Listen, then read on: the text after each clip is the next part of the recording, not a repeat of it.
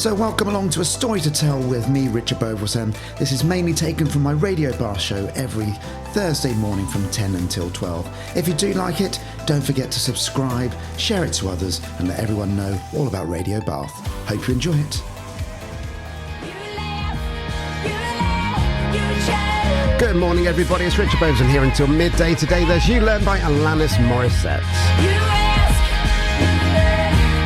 So sat opposite me, live in the studio today, is Dr. Kath Spencer-Smith. She is a sports doctor, and we're going to be chatting all about the body today, including my own, which is my favourite topic in the world. As most people know, I'm broken most of the time. So we're going to chat about that. We will actually make it slightly applicable to everybody else as well. If you do have any questions about your body maybe, then text Bath followed by your message to 80011 or email studio@radiobath.com. So we're here right until midday today with Dr. Kath Spencer-Smith. Bath and West Wiltshire's Radio Bath. Good morning, everybody. So it's Richard Beauvoisin here, live on Radio Bath today from 10 until 12. Do you know what? The chair's still squeaking, Kath. Oh, well, I'm a doctor, not an engineer. You know, I was an engineer, and therefore I should have fixed it better. So last week I started my show talking about WD-40. This week I'm starting my show talking about WD-40. I have actually sprayed the chair. Let's see how it's doing.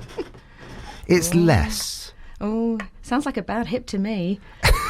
It's not my hip. It's one of the few bits of my body that is actually still intact, I think. Okay. But yeah. Anyway, how are you today? I'm excellent, thank you. It's a bright and kind of not rainy day today in Bath, which is everything you need to feel a bit better about the recent gloom, right? It's just been naff. I saw blue sky the other day and I was like, oh, what's that? Really? It was there for about 10 minutes and then it went again.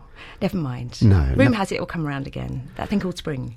Yeah, and I think that'll be in about 3 weeks' time, hopefully. Okay. Yeah, but that'll be about when we get some sunshine. Now, just before we came on air, I was asking you all about what songs you want to have today, and you came up with a song, and I was like, oh, my word. So you went up with, we're going to play at the end of this section, Wouldn't It Be Good by Nick Kershaw. Tell me why you like Nick Kershaw straight away. Oh, it'll always have a special place in my heart. So before I became a doctor, I had a brief dabbling in my strange career in the murky world of music and sound engineering. And let's just say that pretty much since I was a sort of teenager, that he was my world. If you grew up in the sort of late 70s, early 80s, chances are you had posters on every aspect of your wall, the ceiling, front doors, that sort of stuff.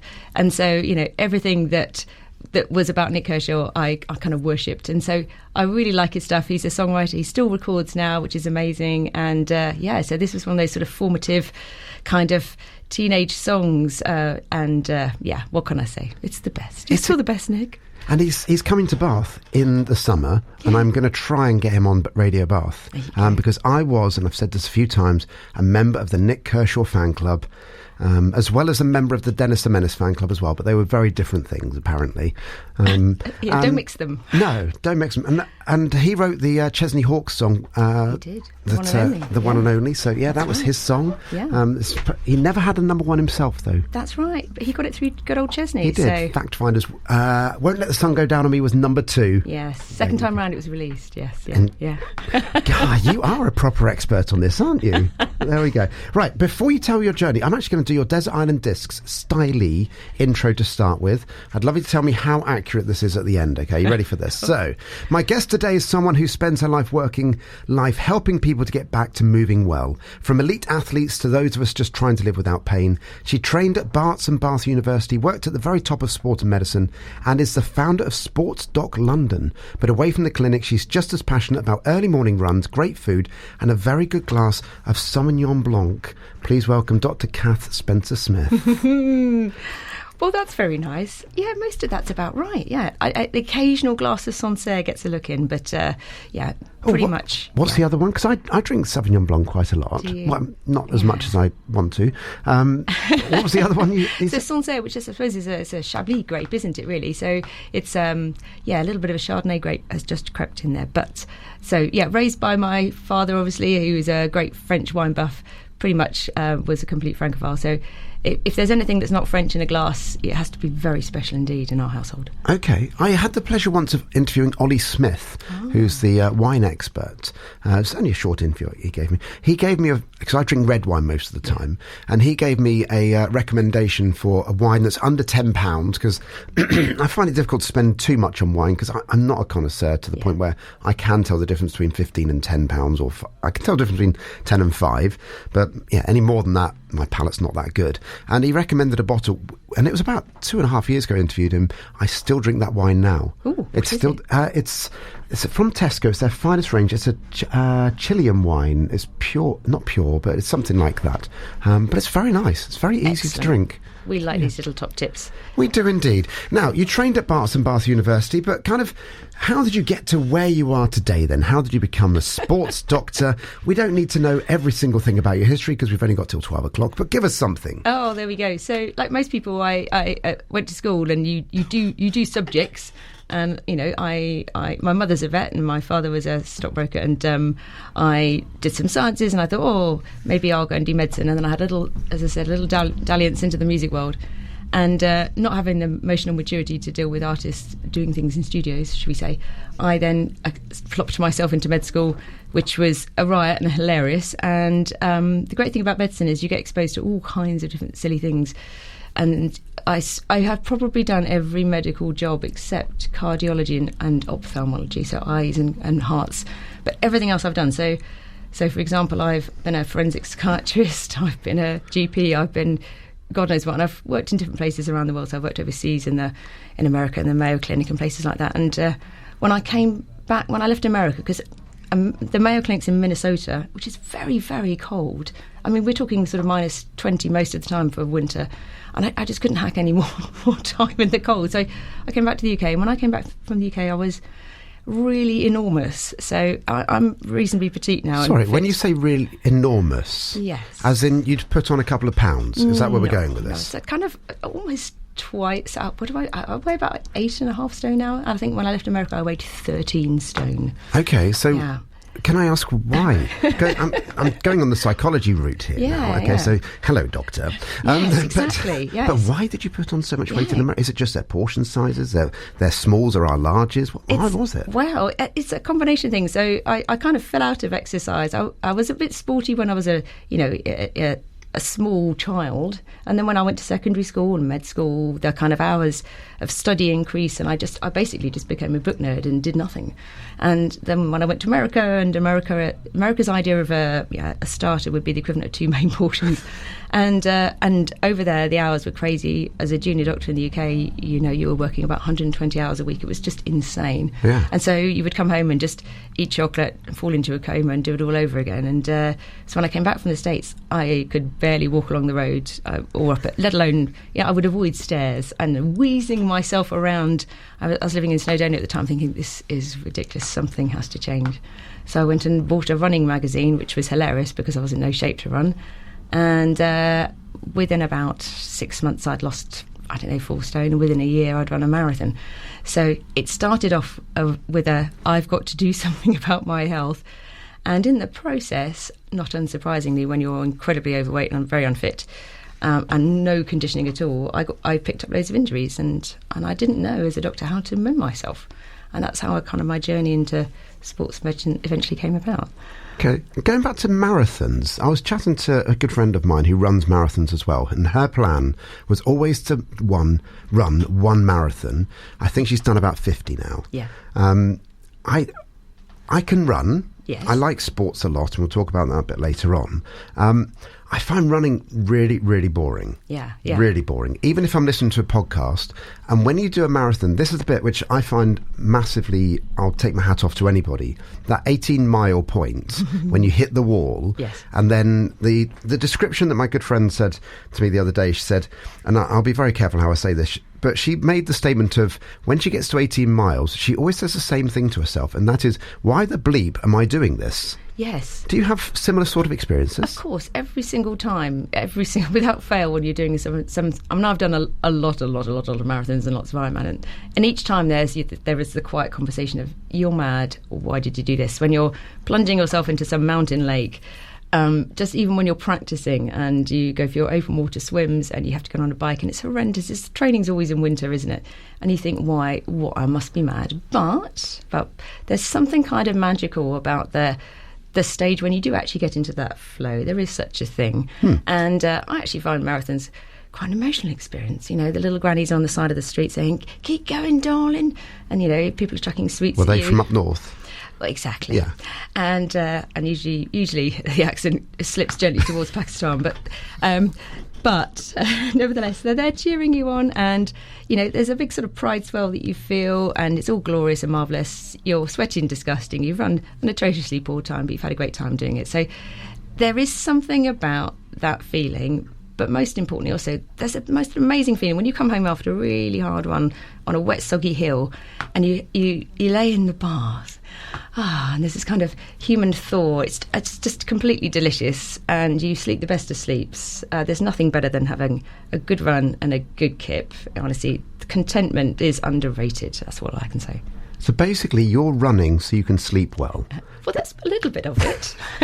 But I think of people that don't do a great deal, like they sit in an office all day and then come home and watch TV and may put on a couple of pounds and probably don't sleep very well. That's right. I mean, I'm dancing pretty much, I dance every single day and I get to bed and, I'm pretty shattered by the end of the day. Yeah, it's lights out. Yeah, lights out and off we go, It's time for your music. It's time for Wouldn't It Be Good? Nick Kershaw. I love this track. Now, going back to your sound days, I don't suppose you have any contacts with Nick that I can kind of tap into and say, could you give him a message for me? Because I've messaged him a few times. I'll be honest with you, he's blanking me at the moment. Oh, is he? Let me see if I can root back into my history and find a way to connect. If you can. If you have any questions for Catherine, text BARS followed by a message to 80011, or you can email studio@radiobath.com.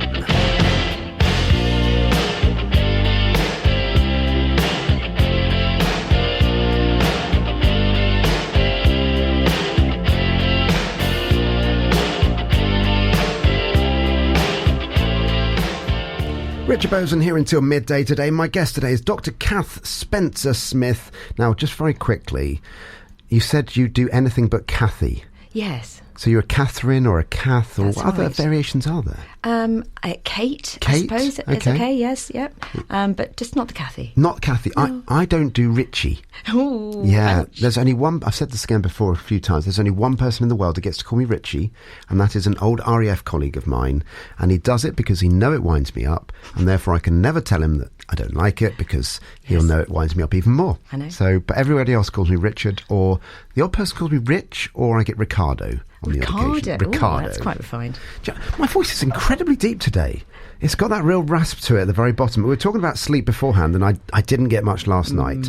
I'm going to tell you why. We'll get back to you in a minute. It's much more important to talk about me joking about. But I made a hot water bottle last night, and let's just say it didn't quite go to plan. And I may have dropped just a small amount of boiling water straight on the back of my hand, which cost me about 2 hours sleep last night, which is why I'm slightly sleep deprived. I did run it under cold water to start with. I kept having to check the cold water that was actually not hot. Yes. Because on the back of my hand it felt hot. Yes. It's so bizarre, isn't it, the way your neurology plays with you once you've given it a bit of a slap, shall we say. Oh, I hope your hand's okay now. Somebody said to me, is it blistered? And I went, no. Well done. So I think it's okay. You did grand. Then. It's all right. It was just a bit sore last night. It keeps you awake, doesn't it? It's like sunburn. It's horrible. Yeah, it felt very similar to sunburn. Now, let's go back. Nick Kershaw, most important person in the world. Yes. Okay. And that... Were you as devastated as I was? So he wrote a song called The Riddle. And for many, many years, people said to him, what's it about? Yes. You know, is there a deep meaning to it? But you knew the answer to what The Riddle was about. Tell me about it. Oh, I don't know. Maybe he should say this, but it's basically a bunch of filler words, isn't it? It's when you've got you've got a nice melody and you're kind of figuring out what the song's going to be about. And most musicians have systems and ways that they write songs. For some people, the words come first. Other people, it's the melody. And apparently, he was just kind of like vibing, like, let's just sing a song about a dog in a bed and the dog was dead, sort of thing. Yeah. And that's where the words come from. Sorry. There's a tree by a river with a hole in the ground. Yeah, exactly. And Or some an old man of Aram. I know. He went around and around. But there we go. I know. Now, we were also talking off air about being in a studio. I'd love to go back to that very quickly, okay? I know we're here to talk about doctor stuff, which we'll do. Just very quickly on doctor stuff, tangenting off again. Do you have that moment where you are a doctor and therefore you're at a dinner party and then people turn around and go, oh, would you just have a... Absolutely. And it's a strange thing, isn't it? But there's a sort of open door policy that people have when they hear that you're a doctor, that they can ask you anything or show you anything a bit sticky. Yeah, a bit sticky. That's a lovely... You haven't quite got to the point of somebody bending over going, would you just take a look at this moment then? No, maybe I should say I'm a proctologist next time someone asks. A proctologist? What's Yes. a proctologist? It's sort of bottoms. Okay. Yes, I've piles. never heard that. Yes, piles, that sort of thing. See how it shuts the conversation down? It works a treat, doesn't it? Oh, no, I can talk about piles all day long. It's, I go around with a cushion underneath me the entire... I don't really... Not that I say that publicly anyway, but do you know what? My brain went somewhere else then, and my radio filter actually kicked in for once. Did it? It did, yeah. Oh. When I very first started doing this role, I didn't have so much of a filter, and I listened back to some of my early shows, and I'm like going, oh, probably shouldn't have said that. Yes. On this occasion, I have. The fact that I'm now talking about this, though, is now going down that route of I probably shouldn't have said about it. Yes. Let's move on swiftly. Go back to the studio then. And I was talking about the fact that before, when people tap their foot, and I'd love to get people tapping their foot very quickly, okay? What most people would do is they would tap their foot, heel on the ground, and tap their toes to tap along with music. Musicians don't do that in the main. That's right. They do heel taps, Yeah, they and do. it's just cool. But then you said something else about heads, That's and I was right. intrigued. Tell me about it. So the cool kids, if you watch somebody's head as they're listening to music, us not cool people will nod our head forwards, and the cool kids kind of tilt their head back like they're sniffing up at the air, and it's a backwards rock at the head. That's what I've noticed. I was never cool, and Really? I've always wanted to be the person that rocks my head backwards. The trouble is, I could do that. I just look like I've got a bit of a flitch. I know. How do don't they know what make it flitch look is, cool? but- Yeah, they just look good. So they're tapping their heel Yeah. and tilting their head backwards. He right. says, knocking his headphones off his head. I know. And they're just super cool. I'm not super cool. Yeah. The heel tap thing comes from drummers though, and some of the kick things you'd need to use with your heel. So because otherwise you'd fatigue a bit more readily in your tibialis anterior in the front of your leg. You see, so you want to use your calf muscles, not the front of the leg muscles. Ah, Yeah. there you go. So there's actually a practical reason behind it. Well, I like to think so. It's almost like you're a doctor and everything. I know. I have the pleasure of talking to 4 times a year now a chap called Dr. Ashish Bhatia. He's a good friend of mine. Love him to bits. He's a GP as well. He calls it gentle practice, Aw, which is he's that's a lovely. delightful man. He's coming back in March, I think it is. We talk about loads of different things, mainly about relationships and humble stuff, and he's really, really lovely. But we speak about the other day about the fact of being cool, and if you try to be cool, you never are. No, exactly. It's you can't put your hand on it. It just flies out of your hand. You can't mimic it. You just are or you aren't. And some of us just don't have it. No. Now, back in the day, okay, so you're now based in Bath and London, aren't Yes, you? yeah. Okay, but your initial stuff, you did do a lot of elite athletes. Yeah, and I still do. I still work with. So part of my work is working with elite athletes, so people who, Olympics, do lots of running around, sliding down hillsides of high speed, rowing boats, that sort of stuff. And then there's the rest of us mere mortals who like to be active or who want to do some running around things. And then people who are trying to be active but feel a little bit broken or a bit decrepit. So I like the whole gamut, but everything that's good for an Olympian is good for you and I. So regarding elite athletes then, what would you say would be the difference between an elite athlete and a normal human being, and what makes them elite? Oh, that's so good, isn't it?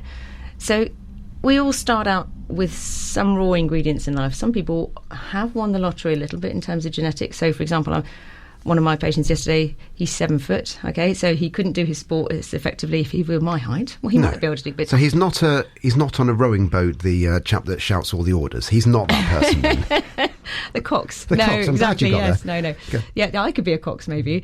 Exactly. So some sports you need to have a certain amount of genetics, and that's where it ends. And most athletes would get kind of quite upset if you thought that was the majority of it, because when people say, "Oh, you're born with talent," no, you're not. They work incredibly hard to achieve, huge sporting achievements, and that takes massive dedication, lots of training, really hard work, massive amounts of sacrifice. So the difference between them and us is normally a big chunk of mindset and single-minded determination. So most of us would probably give up and think, oh, this is a bit hard, or I didn't win, therefore I'm discouraged.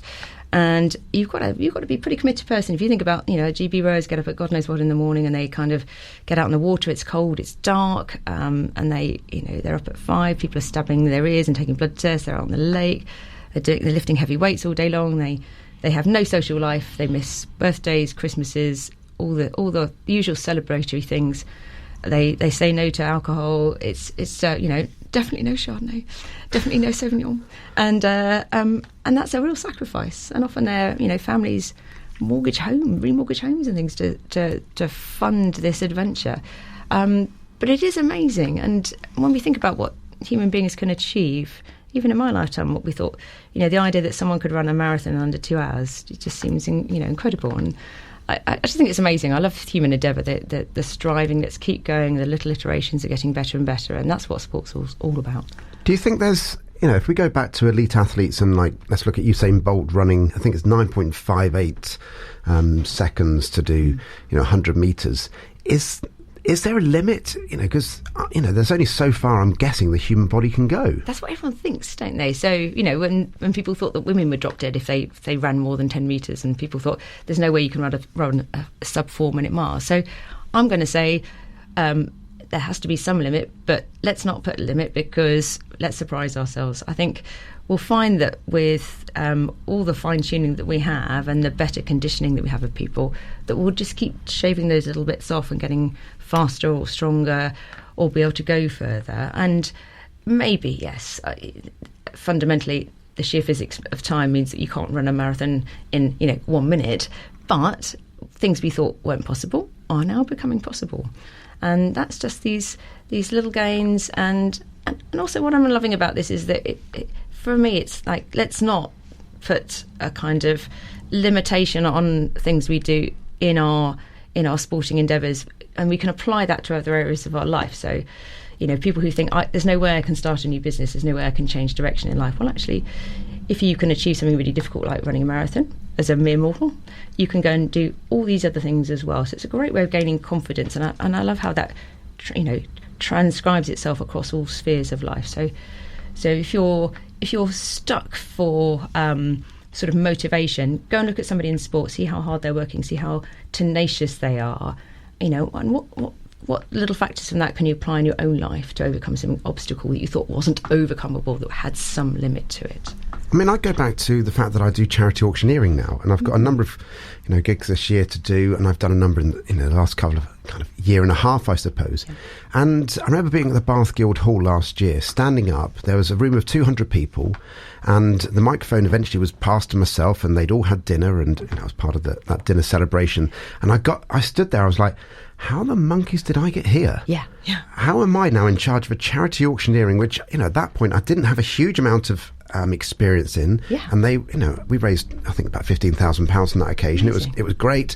But I was like, how did I get here? And I got there by just saying yes, and then doing some research. And as you say, what I personally did is another presenter here at the station, Johnny, he's a charity auctioneer, and he's a fantastic one. And he was very kind with all of his words and his help. And I basically went to an expert to find out how to do it. Yes. And he trained me, he mentored me, and he's still my mentor now. And huge amount of time for him. But I suppose that's what you're saying, is that look at those that are the best. Yeah. And see what they do. Yeah, exactly. And somebody's done it before, and somebody's found a way of getting around an obstacle, and somebody's found a way of enduring something, and whether you have those people in your sphere of life or not, there's always somebody that you can ask to say, well, how did you overcome this problem? Like, how do I get to this next step?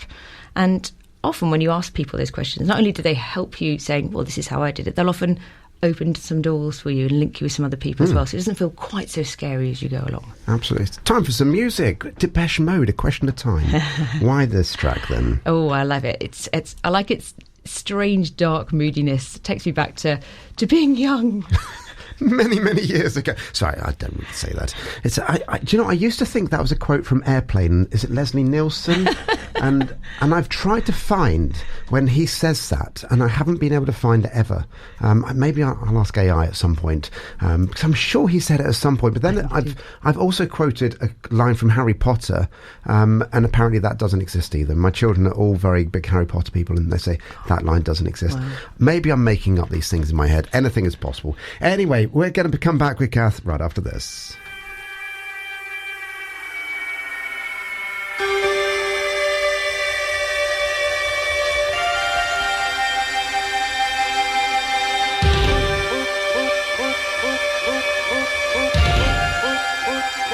I've got to get to you first before they do. It's just a question of time before they lay their hands on you. Richard Beauvoisin here until midday today. Dr. Kath Spencer Smith. Oh, you've double-barrelled as well. Yes. Why is it double-barrelled? Is it marriage? I'm guessing Yes. so. I blame my husband. Yes, those are his surnames. Oh, okay. So it's not that you were a Spencer or a Smith. Correct, yes. Okay, so can I ask what you were before? I was a Larriman, and before that I was a Franks. Okay. Yeah, All yes. right. But I'm sticking with Spencer Smith. You're staying that my way. current husband's name. Now, let's go down this route very quickly. We'll get back to you in a minute. So here we go. How are we doing? 10:43. Okay, before I mention my book, everybody. There we go. I've done well. Yes. Now, in my book, I talk about the fact, which is going to be released later this year. I talk about the fact that I've been married 3 times, and I'm not allowed to say my current wife. Yes. So I have to say my forever wife, because current wife or wife number 3, as she is, makes it sound like there's another one on the way. I know, but keeps him on the toes. Does it? Okay, so you're doing it in a positive way. Jules, I love you, darling. It's all good. It's all good. But it's just your current husband. Yes, that's a little sense of humour there. Yes, yeah. My Fair only enough. husband. Your only husband for now. Forever. Forever. Yes. So your forever husband. Yes. Lovely. Now, you were based originally in London for doing all your sports doctor stuff, but you're now also in Bath. Where are you in Bath? In fabulous Bath Clinic, which is a gorgeous little home up at the hill in Combe Down. It's a wonderful little clinic. I love it there. It's my happy place on a Wednesday. Lovely. So how much are you there then? They're all day Wednesday, and probably will increase that as well. So, 7 from 8 until 5 Wednesdays. Lovely. But now you're here on a Thursday as well. You come and spend some time here. Thank you very much for your time today. So on a Wednesday then, what does your typical day look like then? Oh, I get up at goodness knows what o'clock in the morning, and when it's very dark, and I go outside and I lurch around in the darkness for 2 or 3 miles. No, actually more like 4 or 5 miles. And so, I'm up running around in the dark at 5 a.m. and then I come back, jump in the bath, and then I go to clinic, and then I see a mixture of people who are athletes and Joe Bloggs people, who I affectionately say Joe Bloggs people, so people who are not paid to be running around people, but people who've got sports injuries or people who've got musculoskeletal injuries. And so they would come to clinic and they might have a problem they'd bring through the door. It might be they've got a pain in their leg because they've got a stress fracture from too much running, or they might have someone who's might have a hip or groin problem, which is my particular favourite thing. And I figure out what's wrong with them. Chances are they've seen lots of people before, haven't got better. After the news, we're going to do me. I'll rephrase that another time. But we're going to look at my scenario. Okay, Okay. But yeah, I mean, lots of people do have. I've seen loads of people as well. Yeah. So why should somebody come and see you? Yeah, exactly. So my role is to sort of be the little detective to try and understand what's not working. Now, sometimes people have a problem that's been hidden away, so they may have a sort of secret hip problem, should we say, that everyone thinks is like a groin strain. It actually turns out to be a problem inside the hip joint. Sometimes people have a problem with, they keep getting better and then they keep breaking down again, and my role is to then look at, well, how are they moving, what's missing here in terms of their sort of strength and conditioning, what's going on with other parts of their body, what's going on in their life generally, why aren't they recovering well for their sport. Or I might be somebody who's sort of overlooking what's going on in someone's recovery. They may have had a big surgery and we need to get them back to sport. My job there is to sort of poke my nose in and say, that's not going so swiftly here. We need to go and change this. So sports doctors are really good at looking at the whole person. So we're not surgeons. We don't chop people up. We're not physios. We don't physio better. But we make a diagnosis, and we've got a lot of skills in training and understanding what your sport demands of you, how you need to be moving for that, how we can tell that you're ready for progressing onto things. And that applies to all aspects of movement in life, I think. So everybody's got a body, everyone's got a chassis, and everyone's got a motor, and everyone's got, actually, I can't think of any more car analogies for the sort of outside structure of the car, but we're all people who need to move well because we've only got one body, and it's got to last us, right? I was chatting about this the other day to somebody, saying that I'm 51 years old, but I've not just sat in an office and not done a great deal. I've put my body through a lot over the last 51 years, and a bit like a Formula One car type thing. Not that I look like a Formula One car, because I like wine too. But it's broken down a little bit, which we'll chat about after the news, because I have pushed it a lot. Yeah, and the leaf springs are going a little bit, right? Yeah, now that is a proper old car analogy. Leaf springs. I don't think they've built leaf springs into car for some time. One of my first cars I used to drive around in it takes me back to undercoating and all those awful things. Yes, yeah. So, what car was it that had leaf springs in? Oh, that would have been a Spitfire, Triumph Spitfire. Yeah, very nice car. Yeah. And it was bright green, and most weekends I got co-opted into some boyfriend's car undercoating. They used to go on a lot of the weekends. Yeah, classic cars and boyfriends, hilarious. So one of my original jobs was I used to restore classic cars. No way. And this is a not that well known a fact, but Jaguar back in the 1960s felt that their steel was such good quality that it did not require undercoating. That's how brazen they were. Oh, there you go. And not surprisingly, it rusted quite a lot. Just a bit. Just a little bit. And then when you had a VW Beetle, the floor pan would fall through, and your foot, you'd go for it, you'd drive in your friend's car, and he'd say, don't put your foot over there. Absolutely. Your foot will go through. I still remember one of my most saddest days ever, if I'm honest with you. A chap who, it's quite a long time ago, and he was quite mature at the time, so I'm guessing he's probably no longer with us. He brought in his camper van for us to have a look at, because we used to do body work as well. And he was like, it's just this tiny little rust patch down here in the corner. And then we started investigating, and he recently bought it, and somebody had done a proper job on it. Put a huge amount of filler all over it. There was barely any metal left on the whole thing. And it was like one of those things of, do you chuck it away, or do you kind of spend quite a lot of money fixing it? He spent a lot of money fixing it, and it became our love and joy as well at that point. But VW campers are dreadful. They're great, but they're dreadful. Back to doctors then. Back to bodies and all of that. Talking about a bad body shape. So regarding bodies and pain, people have pain all the time, and they go through it. How much of it is realistically what's wrong with their body? Is some of it mental? Is it some of it how much they sleep or habits? Kind of what's your thoughts on that? Yeah, so we've got some really good understanding now from some amazing pain science. So pain isn't really something that's in the body. It's an experience. It's a human experience. It's an emotional, physical, psychological, sensory experience.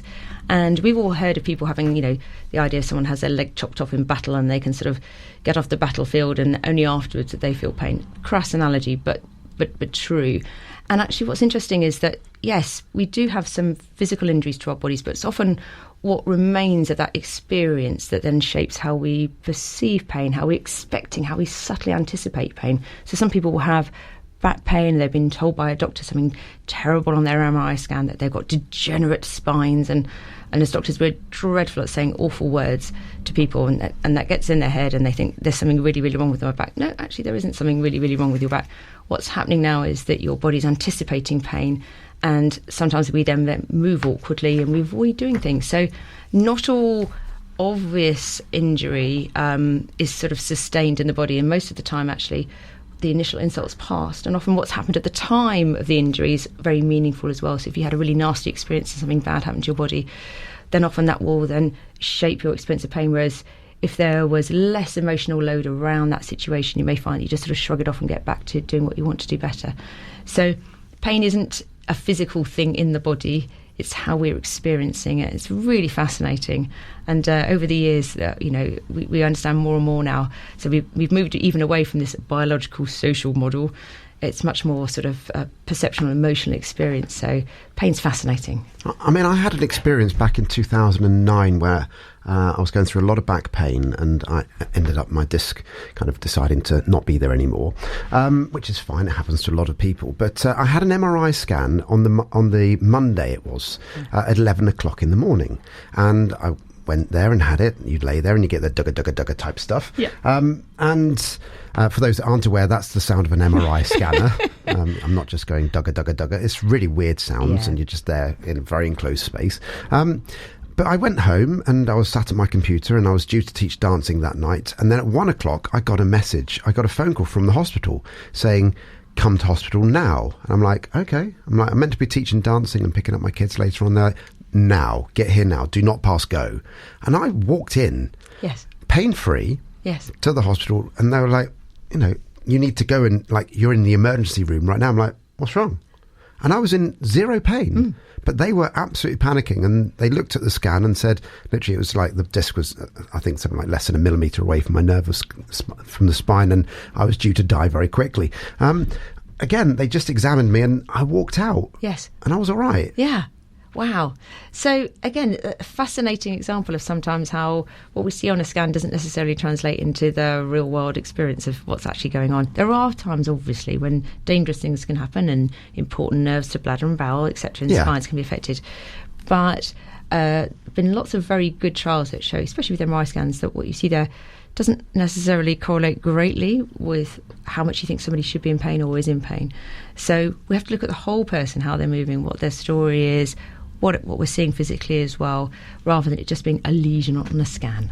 Yeah, and if I go back to you talking about how things have changed, I go back to an auntie of mine who, again, had a bad back many, many years ago, and she ended up laying in bed was the advice given to her for 3 months. Whoa. She put on, needless to say, an enormous amount of weight, never recovered from that weight either, and then, needless to say, had a bad back.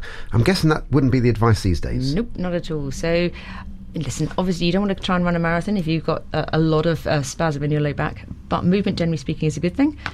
These days it's really, really, really rare that we ever tell people to take bed rest for anything. In fact, I can't even think of maybe something really unusual and neurological, but where you mustn't raise your blood pressure, but that's so rare.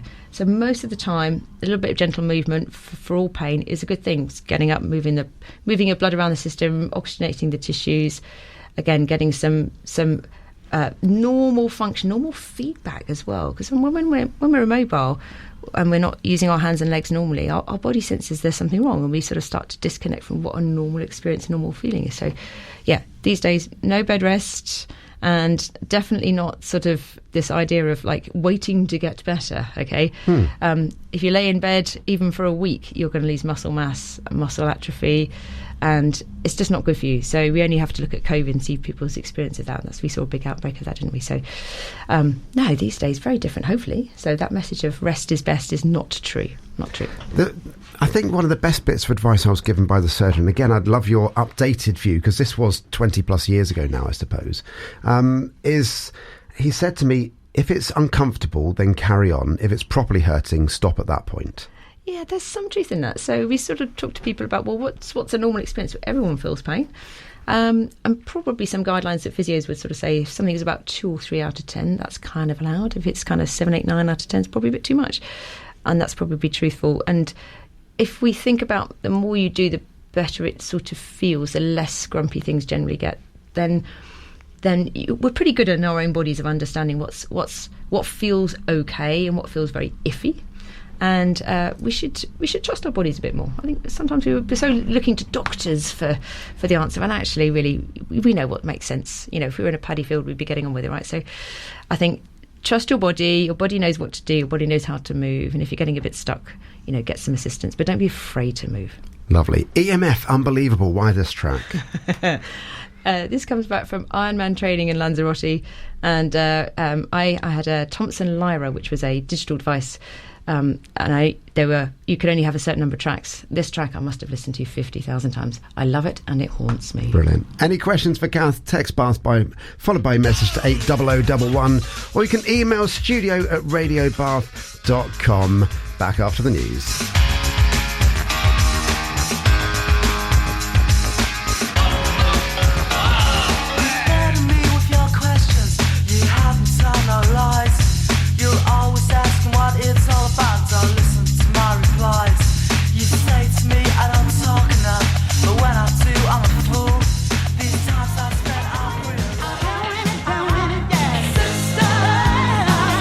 Love that track. There's the Eurythmics and Aretha Franklin sisters are doing it for themselves.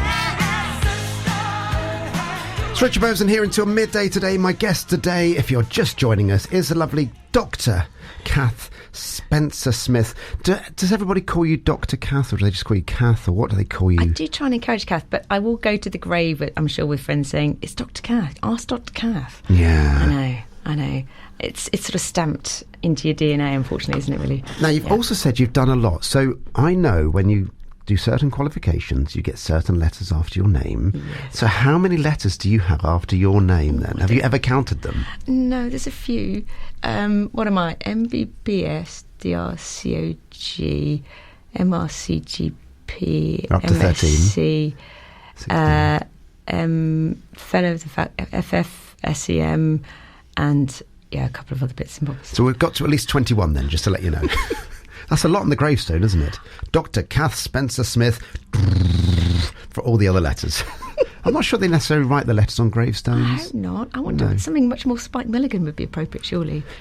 Can you remember what he put on his gravestone? Wasn't it, I told you I was ill? Yeah, something like that. He was brilliant and also very offensive. Love it.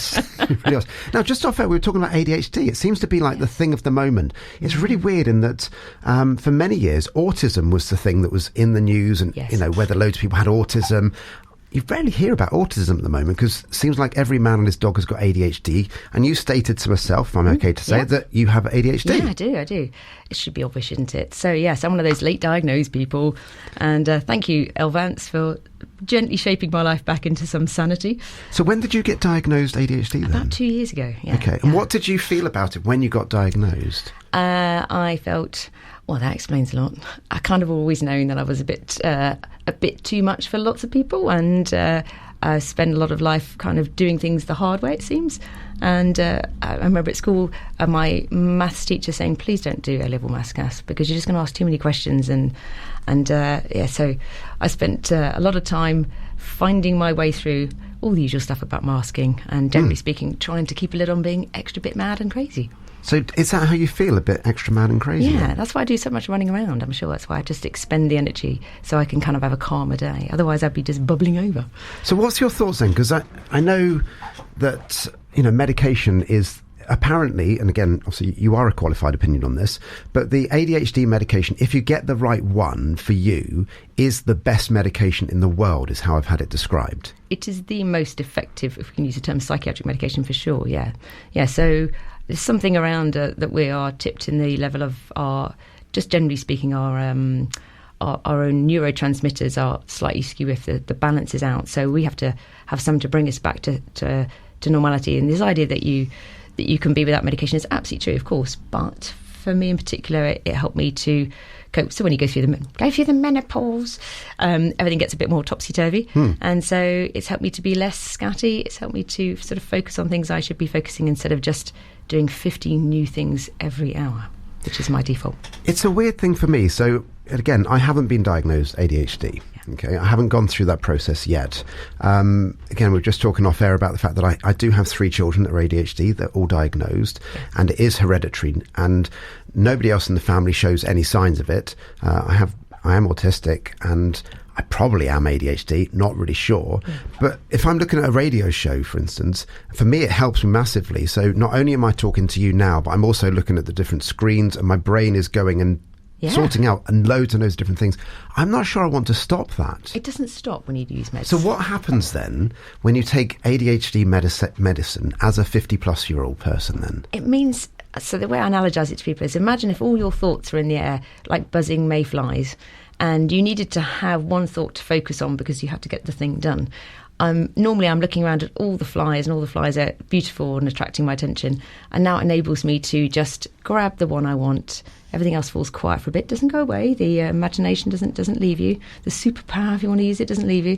But it just means that you can hold on to that thought and follow it through to fruition. So especially if you've got to do tasks that you don't love doing, which is, let's face it, a fair bit of life, it just enables you to carry on like that, not be so distracted, see the task through to the end. So it's a great thing. You don't lose the wonder.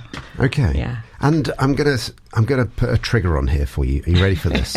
But I've been told, this is me being really horrible, by the way, I've been told ADHD is a childhood thing. Hey, listen, when I was a shrink all those years ago, with forensic psychiatry, we believed that people grew out of it and it was Yeah. only really noisy little boys. Exactly. But, I mean, come on, you only have to look back and see. If I look at my own mother, who clearly has ADHD, has never been diagnosed. Thanks, Mum. Cheers for that one. Yeah, anyone who has as many collections of various. So we're great hoarders a lot of the time with the ADHD. So, of course, it follows suit. It's a neurodevelopmental thing. So your brain grows from somewhere. It doesn't change magically once you get to 80. So lots of people have been diagnosed in their 80s and have had life-changing moments as a result of that. So not everyone needs to go on medication. Sometimes just knowing or suspecting you might have it is a helpful way to understand yourself. And for many of us, it's just been, a godsend that finally we have a reason and understanding as to why we are the way we are. So mentally, what changed for you when you got your diagnosis then? I forgave myself a lot. In what way? Yeah, so because all sorts of things, mistakes I've made in life, relationships I've had in life, opportunities I might have squandered, or maybe things that I took on too much or whatever. So I'm just much kinder to myself now because I think, Kath, you're not bad. You're right, girl. You're all right. And I don't have to now worry so much about the why am I scatty. It's because I am. But I have some tools now to help me to be much more focused. And actually, if you ask most people, they would say, Kath she's on the ball. She's incredibly productive. And I couldn't do that actually without ADHD, paradoxically. Again, I feel like the autism and the ADHD part of me is kind of a superpower to a large degree. I've often said I'm not normal and I'd hate to be normal. Yeah, wouldn't it be boring? It would be so boring to be normal. So dull not to have 50 thoughts all at once. It's great. So for me personally, I always have a song running around in my head. Not one particular song, but there's always a song. So it's like so the way I describe it to people is effectively, if you think about listening to radio stations, like people are hopefully listening to us now, you've just got one radio station, and you're listening to my voice talking deeply down to you right now. But imagine having 5 radio stations playing at any one time. Yeah. That's generally what's going on in my head. Yeah. And I've always lived with it. And I now have that thought process of, do I go down the route of getting medicated or going down and figuring it all out? Yeah, no, it doesn't silence the radios. It's a bit like having those special Apple headphones where you turn your head and you listen a bit more to one angle or the other. They're still there. The stations are still playing. It's okay. It doesn't change who you are fundamentally. It just means you can listen in stereo to that particular station. And you can focus a little bit more. Yes. Now, we're going to talk very briefly about, let's imagine I'm a patient of yours, which I'm going to state for the record, I am not a patient of Dr. Kath. Okay, so this is purely hypothetical. We'll use real injuries because I've got many of them. And, kind of like, just so people could understand, if they were to come and see you, what the process would be. Okay, so let's imagine I've now turned up for an appointment, for a consultation appointment, which you're not on the NHS, are you? So this is all private stuff. That's right, So it does cost like 4p. I think all the prices are on the website. So what would happen then? So I'd say, come on into my little space and I'd sit yourself down and I might normally ask you something like, what brings you here? Or tell me your woes, as my mother would say. And, a lot of the time people will come through the door and they'll have a question. So I've asked you, so Richard, what's troubling you at the moment? What's brought you here to me today? Okay, so I normally carry around about 7 injuries at any one time. Excellent. That's quite normal for me. Yeah. At the moment, I've got compression injuries on both shoulders. So whilst playing football, which at the moment I've given football up, which is crying because I've got so many commitments, I can't afford to get injured again. Yeah. But basically, I got shoulder barged on my right shoulder about a year and a half ago. Yeah. And about in the beginning of November, I was playing indoor football and I got squashed between a player and the wall on my left shoulder. So identical injuries on both shoulders. Ouch. And I've suffered with them ever since. Yeah. What should I do? Well, that's no good. So we'd have a little talk about it. So if I asked you, so what are you feeling? What's sort of showing up in your body and how is it affecting you? What would you say? So as a dancer, I have to do showcases and stuff. So back in November, I had to pull out of a number of events because I couldn't actually lift my hand above chest level. It got to that point. The right one's not bad now. It's not as good as it should be, but still not bad. I've got the showcase coming up next weekend. We're back in practice. So it's not like I can't not use it. Yes. I've got to use You've it. got to use it. Exactly, Yeah. exactly. So I'd ask you, like, where you're feeling it and kind of, what else makes it bad? Can you lay on those sides at night time? Are you okay with things below the sort of shoulder height level? Do you get any sort of pins and needles? Anything else sort of showing up in your hands? Any kind of feelings of weakness? And then we think about how intrudes on all aspects of your life and also how you're moving. So I might get you to show me some of the sort of dance moves that you need to do. So I need to understand that. And then we'd look at, well, what is actually going on? So when I examine you, I'm not just looking at kind of your shoulders, I'm looking at your whole body. So like, how are you standing? Is there some equal weight between your legs? Is there any rotation that's going on in your pelvis? We'd watch you do some movements and look to see if you've got some good stability around your pelvis and your spine. We'd look to see what's going on with your neck, how that relates to your arms. And we're getting a really good picture of, like, is this a particular sort of mechanical pattern? Are we seeing a problem that maybe is to do with a rotator cuff or something deeper in the shoulder, something called the labrum might be damaged? And that might lead us down the pathway of some imaging sometimes. So sometimes we might be sticking in the MRI scanner. Exactly. And depending on that, then we make a plan. So my role is a bit like them being a kind of plugged-in bus conductors. We're going to go on a few journeys. So it might be that we go over here and you need to have some treatment with some physio to correct something. So it could be that your shoulder muscles have forgotten a bit about how to stabilise your shoulder. It might be that we need to calm something down that's really sore. You might need some injection work. Very occasionally, sometimes we go near a surgeon. We try not to do that. About 80% of people don't need surgery when they come through the door to see me, which is good.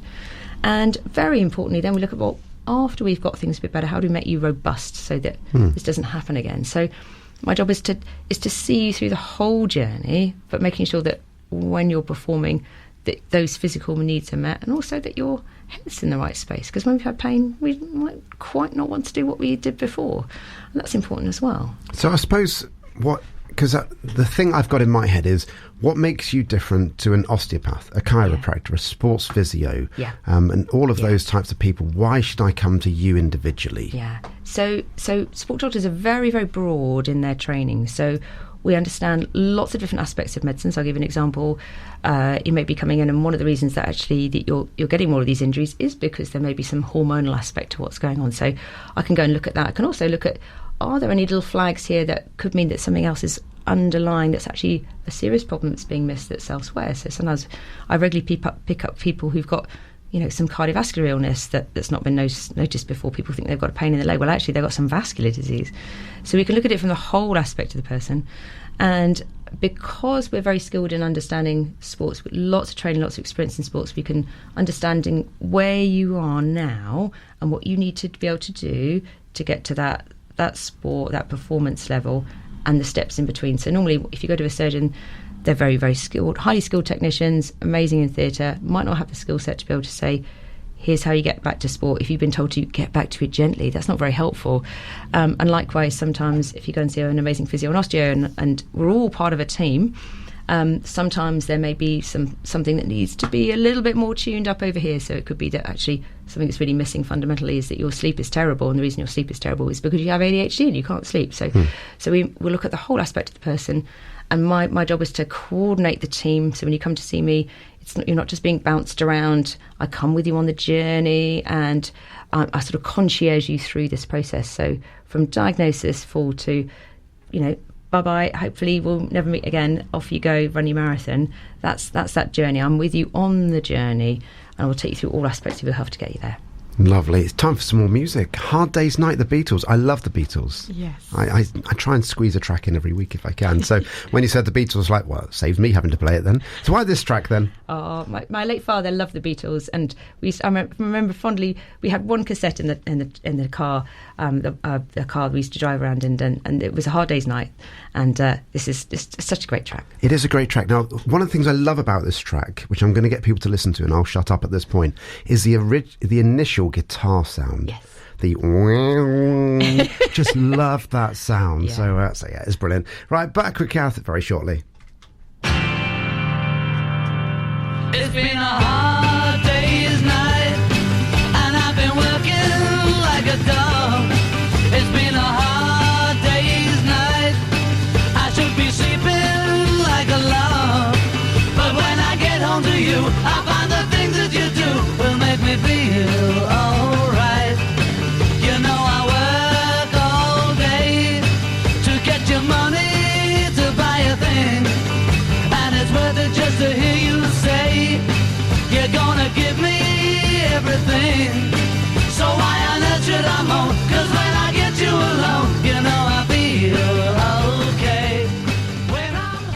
Richard Beauvoisin here until midday today with Dr. Kath Spencer-Smith. You're smiling every time I say your name. It's a great name. What's the phrase? Don't wear it out in Greece, wasn't it? Yeah. Now, going back a little bit, we were searching for the Leslie Nielsen quote yes. many years ago. Apparently, he never said it. He said, I think he said many years ago. He'd start off a statement with Many that. years ago. Yeah, it would just be many years ago. But he never said many years ago. So that's just me making it up. Shame. I have searched the World Wide Web thing. So yeah. Actually, just going off on a complete tangent, which isn't what we've got planned at all. What's your thoughts on AI in medicine? Because it's going to be huge. Yeah, it is already huge. People have forgotten the fact that it's been around, 10 years. So what's most fascinating, I think, is how it's helping with medication. So using huge computing and amounts of AI to be able to sort of, if you like, run various computations to invent drugs and cancer drugs, and it's absolutely fascinating.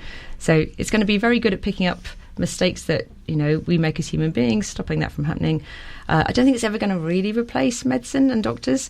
Let's face it, at the end of the day, you still need a human person to understand the experience, somebody to examine your body.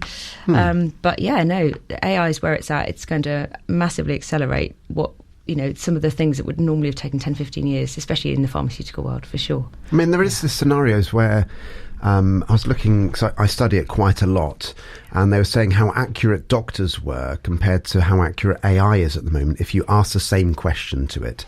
And apparently AI is already outdoing doctors in the main if you just asked it the question. But it's things like, you look at jobs that are under risk. So physios jobs, massively under risk, largely not because somebody can manipulate somebody, but if somebody wanted to do a recovery session and a recovery plan on how to do exercise and all of that, AI will already be able to give you all of those, so therefore you don't need to go to a physio. Well, it's a nice idea in theory, but it's not very tailored, is it? And I'm sure I'd rather trust somebody who knew my body, knew my life experience, knew understand how is that going to fit in with your life, Kath? I mean, come on. So yeah, no, I don't think I don't think we're going to see suddenly physios on the scrap heap. We all need them. We all need our lovely osteos as well. But you're right, AI is providing answers for people. But again, the number of times people come in to me and they say, I've asked Mr. ChatGPT, this is my diagnosis. And sometimes I have to hold myself back from a bit of a titter. Sometimes Chat gets it right, but a lot of the time it's mostly because what we think is sometimes right or wrong. Chat's pretty he's still hallucinating, put it that way. So yeah, no, good for basic facts, understanding your anatomy, but yeah, go to see a real clinician for a real diagnosis. clinician for now. For now, It's getting cleverer by the second. Oh, yeah. It really is, Yeah. and that's the thing. It's an exponential thing. It's not linear, so that's why it's quite frightening. But there we go. So going back to me very quickly. Okay, so let's imagine I've gone to see you, and we've figured out kind of what's wrong, but how do you figure out what's wrong then? Because I've had many people looking at me going, I can't really see. Yes. So most of it comes down to the story and how you're describing it. So if you tell me that you're feeling things in a certain area of your body and it's showing up with sort of certain movements, or it has a certain quality to it, so it might be that it really affects you badly at night time and you may feel a little bit in your hand, that's more likely it's going to be coming from your neck. If you're feeling it down the side but you don't like laying on that side at night time, probably something a little bit more internal. So it's down to some pattern recognition a lot of the time, and also understanding how then with certain sort of clinical tests and signs we can get an idea if it's not quite so sore in that angle but a bit sore here. Gives us a whole picture, and then we use imaging sometimes to then go and corroborate that or rule other things out as well. And a lot of the time I say to people, we're going to do some MRI imaging, it's going to take us down this pathway. We'll either do some X if it shows this, Y if it shows that. So rather than it being a what's wrong with me test, it's sort of reinforcing our journey together. So it's a small piece of it, but most of it is down to the story. Okay. Yeah. Because the issue, again, I'm thinking of another friend that has a bad back. Yeah. And she's really struggling at the moment to kind of complete her work and do all of that. They can't quite figure out what's wrong with her. And it's taken probably a year to get a scan for her on the NHS. And in that year, she's lost a lot of income, but also just mentally it's been very difficult, and it's a real struggle. It's a real struggle. So I see a lot of people who spent a long time trying to figure out what's wrong and how to get better. And these things are nuanced and layered, and so especially with back pain, because it's rare that there's a sort of set pain generator, should we say. It's more nuanced than that, but there are sometimes absolutely when you need to go and see somebody like myself who sort of reach and be able to put out the diagnosis and say, I think this is likely to be what's going on here. This is why pain's showing up a lot in your situation. But most importantly, what we can do to put it right and what we can do to help you to help yourself to put it right, which is really important. Now, I know sometimes as a dance teacher, I turn around to my students and I say, what I need you to do is go away and each day do these exercises, and that's going to make you a better dancer, knowing full well in my head that the chance of them doing those exercises on a day-to-day basis is zero. Yes. Physios do it all the time. They said the words, but kind of with the knowledge that the people are going to come back still in the same scenario. So how are you different to that then? Yeah, so people do need to do some homework, and I think it's really important that people understand, first of all, what is the motivation behind this? So if you're somebody who really, really wants to get better, you're much more invested in wanting to spend some time to take time out of your day to go do some prescribed rehab. But the biggest unlock, I think, for people is really understanding why. So why, if I do this squat, or why if I do this particular movement of a controlling rotation, how is that actually going to get me better? And once you show people, especially if you can show somebody in the moment, if your shoulder's in this position and you're activating this, can you feel how your pain suddenly dissipates and goes away? And you can get those unlocks. And there's a big myth that you need to spend, an hour and 3/4 a day doing rehab. No one has time for that apart from professional athletes. And even they sometimes default. But even 5 minutes can make a difference. So most of the time it's not necessarily about massive strength, it's about neuromuscular reprogramming. It's giving you confidence through movement and repetition. So just 2 or 3 little exercises, a couple of times a day.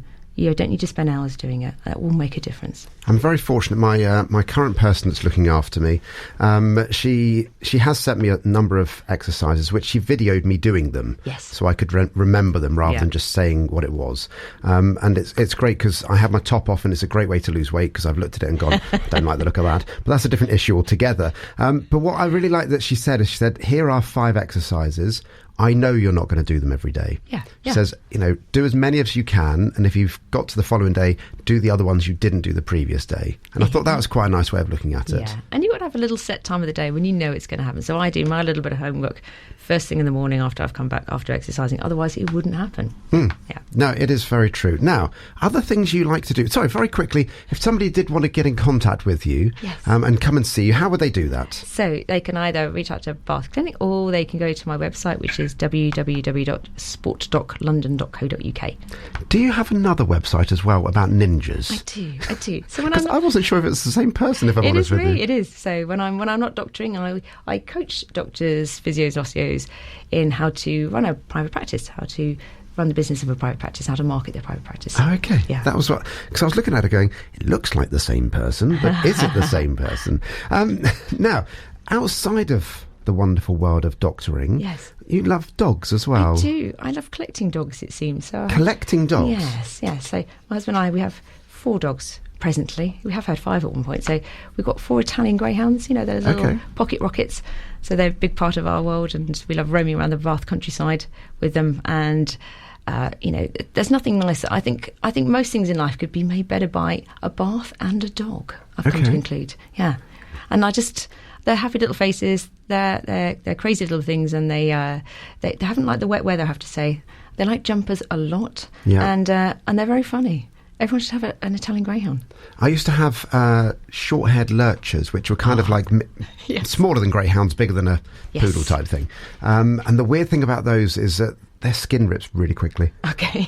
Wow. And we used to go around, because I never understood breeding to some degree until I had these dogs, and then we took them to a field and they ran round the edge. Oh, and I was like, why are you doing that? And then I researched it, and that's part of their breeding. Oh, it's genetic, yes. Yeah, running completely. in circles, large circles, usually anti-clockwise. I know, it's hilarious, isn't it? They can't help themselves. No, and it was very bizarre. I do remember once, because we had 2 of them, Bonnie and Clyde, who are no longer with us. And, we went over to a field once, and there was loads and loads of rabbits, and they chased these rabbits, and they caught one of these rabbits, and they brought it over to us, one of them brought it over to us. This rabbit was hanging outside of its mouth, and it was looking up at me, going, "Look what I've caught, Daddy." What had happened to this rabbit is I've never seen so many fleas and bugs and everything come off the end of this rabbit. No. And I was just there going, "No, I do not want this." I'm a vegetarian anyway, but it was like, I do not want this rabbit. Put it down. And I walked away, and this dog just kept following me. Oh, yes, exactly. It's brought you a gift. What can it say? It has brought you a gift. And you love to cook as well. Yes. So what type of cooking then? Everything. Okay. But I love slow cooks. I love French food. I love going to a new country, and then if I come back from Morocco, everything's got to be Moroccan. If I go to Spain, etc. So, and Japanese, I quite got into that. My next voyage, I think, might need to be maybe some Korean food. My husband's a really good cook as well, so he does a bit more cooking than I do these days. But we love the opportunity for something that takes a good 5 or 6 hours in an oven is just perfection. Love it. Yeah. I did cook a Moroccan tagine early this week. I made it very simple, but yeah, I know I and love chilies. Well. I love chilies. I'm a real chili snob as well. So fair enough. Yes. Drinking now. How much of your life does evolve around Sauvignon Blanc then? Not so much these days, sadly. No. So I'm the only person who imbibes in the household. But I think if you're going to have a little bit of alcohol, then make it good quality. Make it good quality, and something that you enjoy. You don't need to drink every day. That's a bad idea. But why not have something that is delicious? French, okay, maybe it could be New Zealand, but I love a glass of red as well, I have to say. Okay, what would your red wine be? Because it took me a long time to kind of figure out which grapes I liked. Well, anything that's French. I do like a Gigondas. Oh, hang on. Yeah. I was going to write it down, but I would have no idea how to spell it. So I just with two G's. Or lizard wine, as my husband said the first time I said it to him. He said, "What's this? Is this lizard wine?" Yes. Yeah. So Gigondas, very nice. Or Fleury, something soft and French. But just a little soupçon. A little. So you don't have to drink a bottle at a time. Is that what definitely not. I know medics have a history of that, but no. Couldn't possibly comment. Signed, sealed, delivered. Why this track by Stevie Wonder? Oh, you got to love Mr. Stevie Wonder. It just makes me want to burst into song. I think Tom Hanks, it was playing when it was what was the You've Got Mail or something, isn't it? And it's a track that accompanies him as he realises, I think, that he's going to, propose to Meg Ryan or something like that, isn't it? Yeah. So it's a good feel. You go for a run in the morning, play this, you just can't help but have a smile on your face. It's a great track. Back with a quick fire round with Dr. Kath Spencer-Smith right after this. Oh yeah, baby. Like a fool, I went and stayed too long. I'm wondering if your love's still strong. Ooh, baby, here I am, signed, sealed, delivered, I'm yours. Then that time I went and said goodbye. Now I'm back and not ashamed to cry. Ooh, baby, here I am, signed, sealed, delivered, I'm yours. Richard Beauvoisin here until midday. Charlotte is up next, of course. As always, my guest today is Dr. Catherine Spencer-Smith. There you go.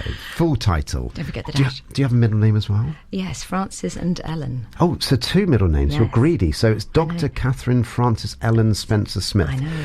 That's a really long form process, isn't it? I know, and it never fits on a form. No. Never. That's a lot. That really is. It's quick fire time. Now, unless you've listened to the programme before, which I don't think you have, you don't know these questions at all coming up in advance. So literally it's just kind of thinking off the cuff, as you will try and do. I have told you the first one, as I tell everybody.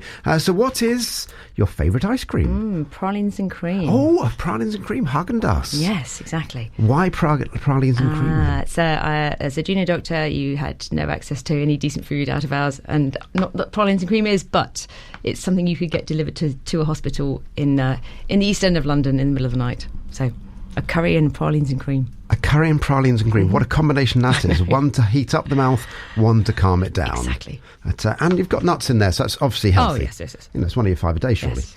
I'm going with that. Are you tidy or messy? Ooh, that's messy. I can see already. You don't need to say anything else. Clearly. Organised chaos. But there's always some room in the house which is neat. Okay. Yes. Which one is that then? Presently it's the bathroom. Okay. Just the bathroom. The only tidy one in the house. Just because there's a toilet, a sink, there's nowhere else to get messy. Exactly. Okay, fair enough. Love or hate roller coasters? I love roller coasters, but I am scared of heights. So I love once it's moving, but anything slow. I remember going on the Pepsi Big Macs or something at Blackpool, and again, it's back to the MRI scanner. I know, and then you're sort of looking at the seat in front of you, praying that it's going to be over soon, and then as soon as you're off and upside down, all the twists and turns, it's fantastic. So yeah, if you didn't have to start at the top first, it would be amazing. Yeah. I'm just trying to think of any roller coasters I've been on that do start at the top. But no, the only thing that I can think of like that is a bungee jump, but that's slightly different. Yeah, that's great too, though. Have you done a bungee jump? Yeah. Have you? And parachuting's great. Now, both of those I'd like to do, but I'm scared due to my back, if I'm honest with you. The bungee jump especially, I still suffer with my back, and I'm like thinking at the bottom that, if I then walk away from that, hobbling across, my wife's going to look at me going, you plonker. Yes, probably best leave that one to But the somebody else. parachuting, for when I turned 50, I did state for Southwest Children's Hospice that I was going to do a parachute jump. I'm now 51, hasn't quite happened yet. But again, I'm just kind of that sceptical, do I do it, do I not do it, is it going to hurt me? It's not going to hurt you. Definitely go do it. Okay. But go train with people who know how to get you to do it well. Okay, I will try and do that. Talking of bathrooms, most important question of the 2 hours that we're here for. Do you hang your toilet roll over the top or behind the back? So is it like a waterfall or is it a mullet? Like a waterfall. You look offended that it would be anything else. Come on. What's wrong with you, Richard? My guest last week was round the back. Well, what can I say? Now, my follow-up question then, so you are quite passionate about this, which I love, is if you went round to somebody else's house... Yes, and I would change it. Didn't even get halfway through it. It would be changed, all of them in the house. Okay, but you're not leaving a triangle at the end? No, I do have some lovely cleaners who do that, though. And it's very special. It makes me feel like I'm in a little hotel. Yeah, it's nice, isn't it? Our cleaner does that as well. I come home on a Thursday, and all the toilet rolls are triangled. Yes. Which I then have to unfold. But there we go. Different issue at all. Do you eat your chocolate from the cupboard or from the fridge? Wow, this is a very, very good point. So I'm quite particular about this. My husband puts it in the fridge, but in the summer months it gets a bit sweaty, doesn't it? Because, it's a bit of condensation. I like a flake to be in the cupboard, not the fridge, because it's not the same texture. Yeah. But everything else probably has to go in the fridge, because otherwise, kind of gets a little bit melty. But no, a flake has to be room temperature. I haven't had a flake in a long time. Yeah, your life is the poorer for it. It is. I try not to eat too much chocolate because, I'm trying to look after myself a little bit, and I don't need to eat chocolate. It's not a necessity in my diet. But a flake you can eke out, though, you see, and you just break off a little piece and then tighten up with the little... There's no chance cellophane. of that. I declare anyone that looks at a flake and goes, I'll just eat a little bit. I have a little bit. Do you? Yeah, I eke it out like a student loan. It's great. I was fascinated. I was in the petrol station getting, surprisingly, fuel, and I was looking at the cost of a Mars bar, £1.70. Oh, my goodness. I'm like, I'm sure they were 40p last time I bought them. They were, weren't they? Do you remember when 20p would buy you a Twix and a packet of crisps? Yeah. I know. We're now really old. Do you make your bed in the morning? I do, absolutely. First thing, literally the moment I get out of it. Okay. Yeah. And my follow-up question then is, apart from the pillows, do you have any extra cushions on your bed? Yes, I do. One that my secretary gave me, and it is a cushion with some dogs on it, and it says, reserved for the dog. Okay. So why do you have your cushions on your bed then? Because I'm guessing at the night time you take them off. Yes, along with all the other kind of accoutrements of kind of various blankets from my husband's extra side of the bed. Just this one little precious cushion reminds me of Joy. Yes, Janine.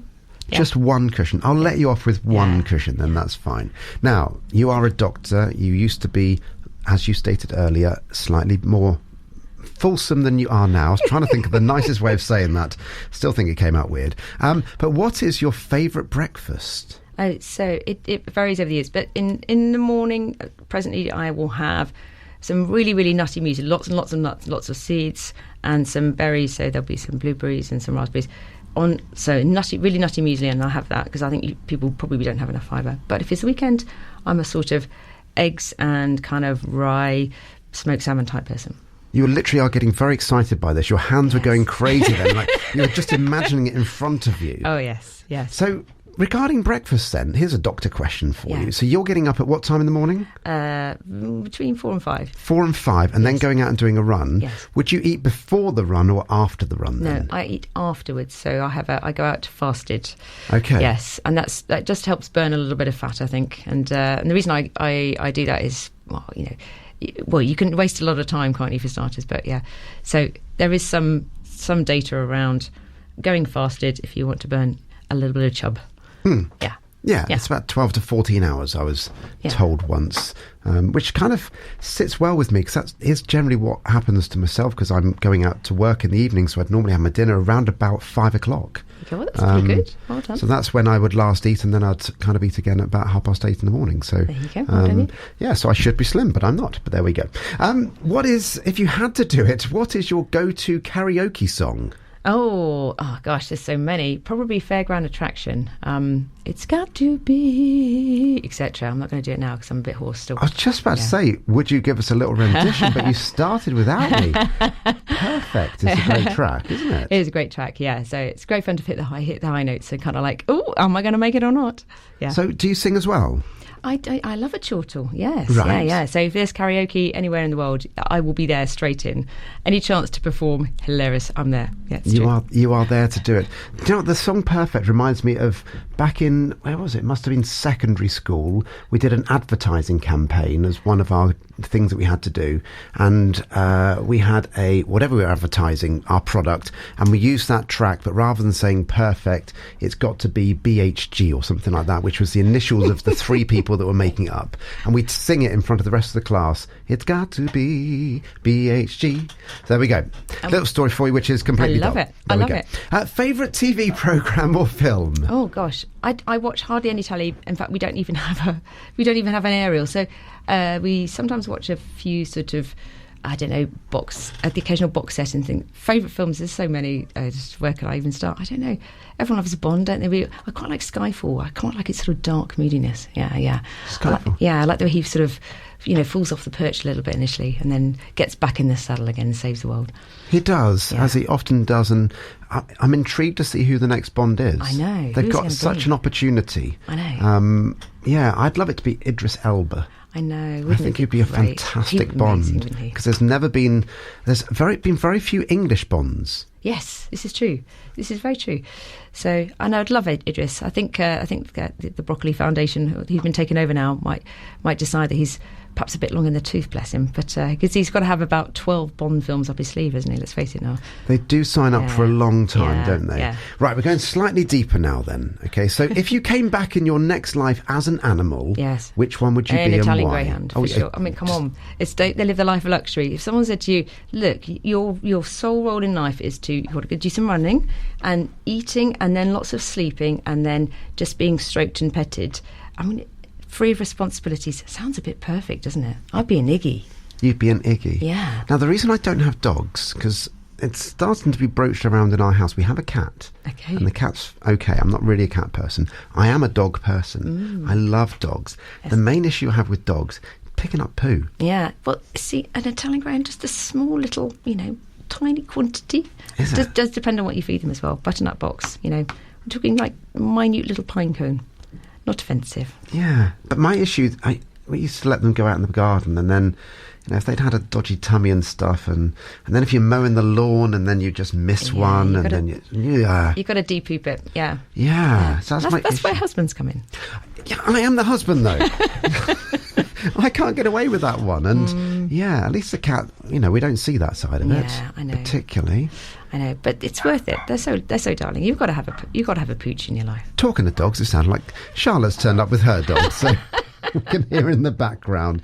And your last question, Dr. Catherine Spencer Smith. I was going to ask you all of the middle names, but the dogs have put me off. And that is, where is your happy place? Ooh, two happy places, but I think so. I love here in Bath, which is amazing, but probably Englishman's Bay in Tobago.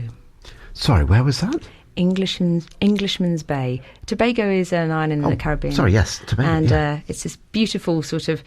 It is completely unspoiled little area of paradise. It's difficult to get to when you get there. It's anything you can imagine that was Robinson Crusoe. spectacular. Google it, and you'll see it. Because a lot of the Caribbean, I went there on a cruise, has been spoiled, if I'm honest with you. I went to St. Lucia as one of the days, didn't like it at all. It was just so, and I hate to say it, touristy. Yes, yeah. Because although we were a tourist, we get to hear the outdoor bell as well. Yeah. It's not lovely. But it was like, you just felt hounded the entire time. So are you saying Tobago's not like that? It's not then? like that. So, most people you've spoken to probably have never been to Tobago. Yeah. No. And Because it's humble. often Tobago and Trinidad, isn't it? That's right. So Trini is the big sister, and Tobago is the little sweet paradise island. And it's humble. It's not not glitzy Barbados. But Yeah. I just love it.